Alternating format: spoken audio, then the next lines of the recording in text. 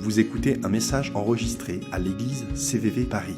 Pour plus d'informations, visitez notre site internet cvvparis.fr. Donc, on termine donc une série sur la série Comment.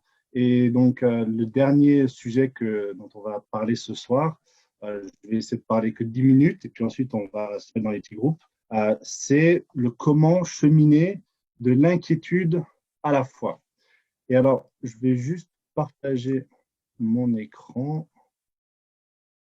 Tac. Partager. Est-ce que tout le monde voit? C'est bon? OK. Donc, de l'inquiétude à la foi.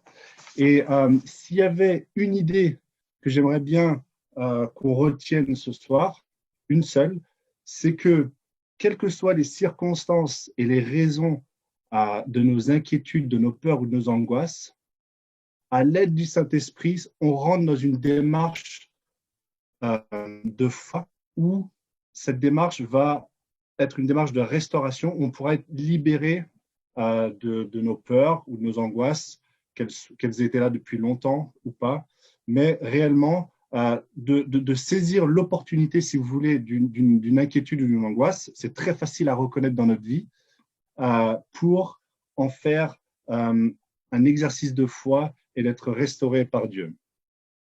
Et du coup, inutile de s'attarder un petit peu sur les conséquences des inquiétudes et des angoisses sur notre santé mentale.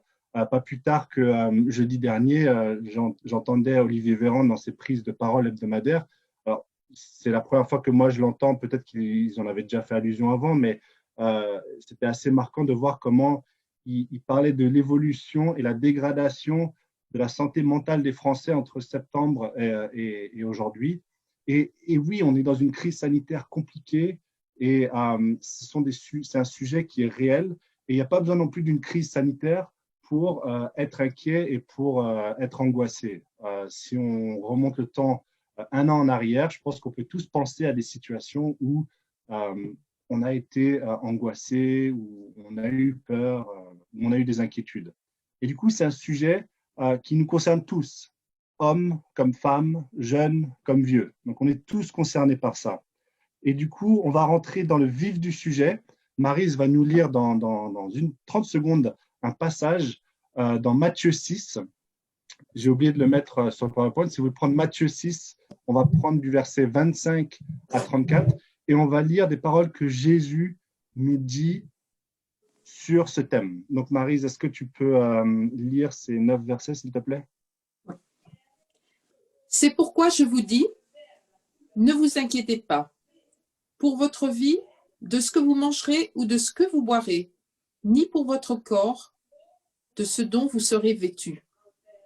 La vie n'est-elle pas plus que la nourriture et le corps plus que le vêtement? Regardez les oiseaux du ciel. Ils ne sèment pas, ils ne moissonnent pas, ils ne recueillent rien dans les granges. Et votre Père céleste les nourrit. Ne valez-vous pas beaucoup plus qu'eux? Qui de vous peut, par ses inquiétudes, rallonger tant soit peu la durée de sa vie? Et pourquoi vous inquiétez au sujet du vêtement? Observez comment poussent les lys des champs. Ils ne travaillent pas, ils ne filent pas. Et pourtant, je vous dis que pas même Salomon, dans toute sa gloire, n'a été vêtu comme l'un d'eux. Si Dieu habille ainsi l'herbe des champs, qui est là aujourd'hui et demain sera jetée au four, ne le fera-t-il pas à bien plus forte raison pour vous, gens de peu de foi? Ne vous inquiétez donc pas en disant « Qu'allons-nous manger ?» ou bien « Qu'allons-nous boire ?» ou bien « De quoi allons-nous nous vêtir ?» Tout cela, c'est ce que les gens de toutes les nations recherchent sans relâche. Car votre Père céleste sait que vous en avez besoin. Cherchez d'abord le règne de Dieu et sa justice, et tout cela vous sera donné par surcroît. Ne vous inquiétez donc pas du lendemain, car le lendemain s'inquiétera de lui-même. À chaque jour suffit sa peine. Merci Maryse. Donc, on voit dans ce passage, Jésus, à 3 reprises, dit clairement « ne vous inquiétez pas ». Et du coup, si Jésus dit ça, c'est parce qu'il sait que nous sommes prompts à nous inquiéter, à être angoissés. Et il ne le dit pas non plus parce qu'il est surpris de nos angoisses, de nos peurs. Et il ne le dit pas non plus pour nous le reprocher. Et j'aimerais qu'on entende dans ces paroles de Jésus qu'il nous le dit pour nous en libérer. Et du coup, ce passage, il est dense, il y a beaucoup de choses. Je vais relever uniquement 3 points pour ensuite partir dans les groupes de discussion. Mais n'hésitez pas, si vous voulez revenir sur ce texte cette semaine, à essayer d'entendre ce que Dieu a à vous dire sur ce sujet. Le premier point, ça va être de prendre le verset 25, de tourner nos yeux vers une réalité plus grande. Jésus, il dit, la vie n'est-elle pas plus que la nourriture et plus que le vêtement?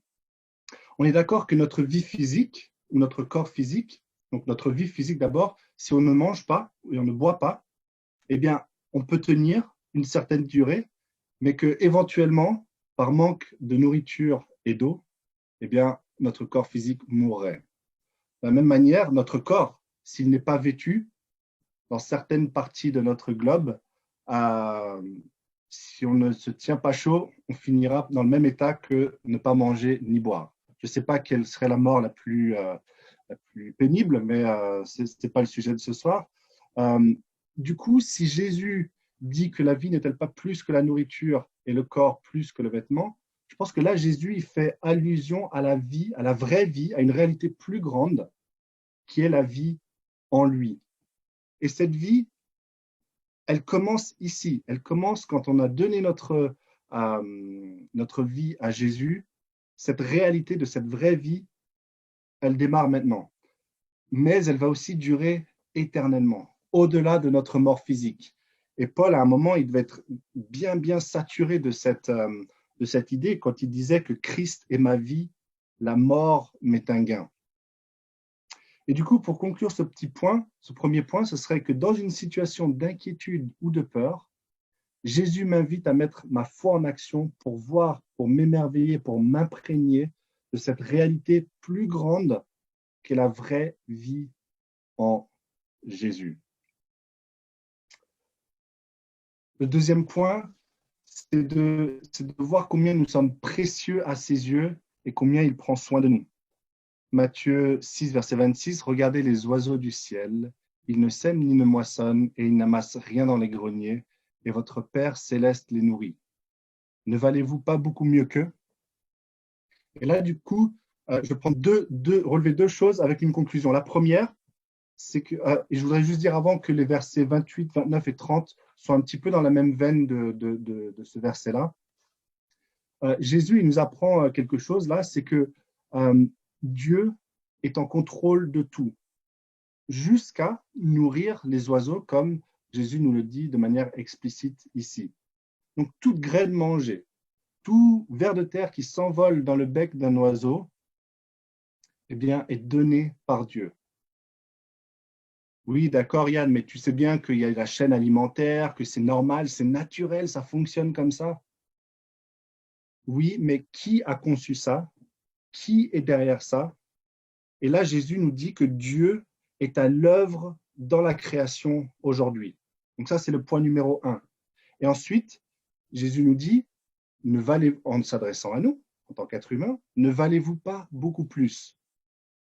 Du coup, Dieu, il accorde plus de valeur et est plus engagé vers son peuple, vers nous les êtres humains qui avons donné notre vie à Dieu, qui avons la capacité de le glorifier par notre intelligence, par notre volonté, qu'il ne l'est envers des animaux qui, eux, n'ont pas cette capacité, n'ont pas cette habilité à glorifier Dieu de manière consciente.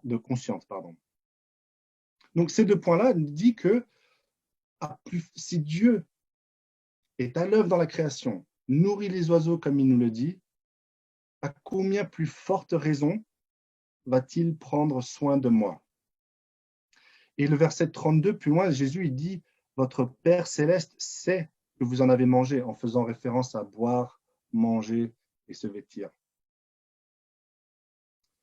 Et du coup, pour conclure ce point, dans une situation d'inquiétude ou de peur ou d'angoisse, Jésus m'invite à mettre ma foi en action en saisissant la valeur de qui je suis et en saisissant qu'il prend soin de moi, quelles que soient les circonstances.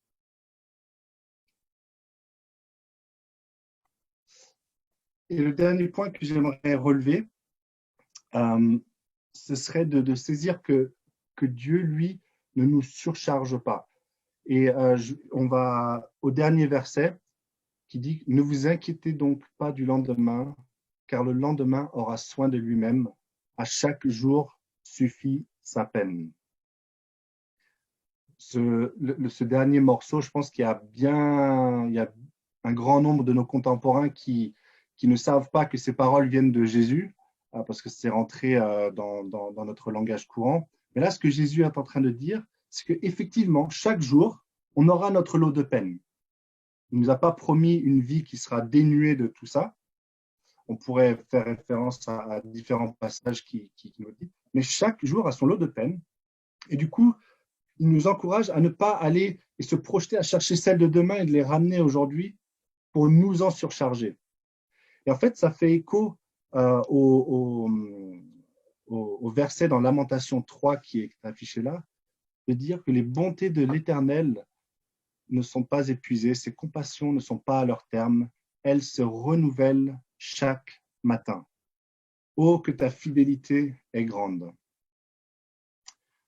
Je ne sais pas si vous avez déjà vécu ça, mais moi, des fois, le matin, quand je me lève, donc une nouvelle journée commence, et puis certaines situations de la veille qui pouvaient un peu m'angoisser ou me stresser, enfin, voilà.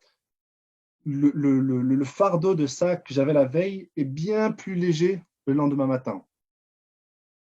Qu'est-ce que j'ai fait entre cette situation la veille et maintenant et le matin? Pas grand-chose autre que de dormir. Je n'ai pas prié, je n'ai pas jeûné, je n'ai pas intercédé, rien, j'ai juste dormi. Et en fait, qu'est-ce qui se passe à ce moment-là? Qu'est-ce que je suis en train de vivre à ce moment-là?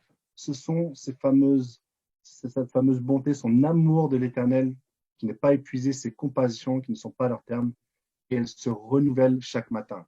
Et du coup, ayons foi que Dieu, chaque jour, va pourvoir par ses bontés et ses compassions pour faire face aux défis que j'ai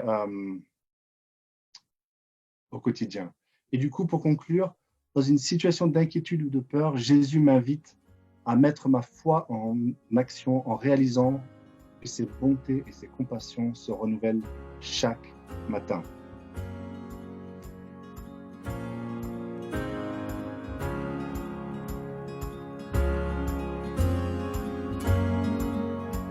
Vous venez d'écouter un message enregistré à CVV Paris. Pour plus d'informations, visitez notre site internet cvvparis.fr.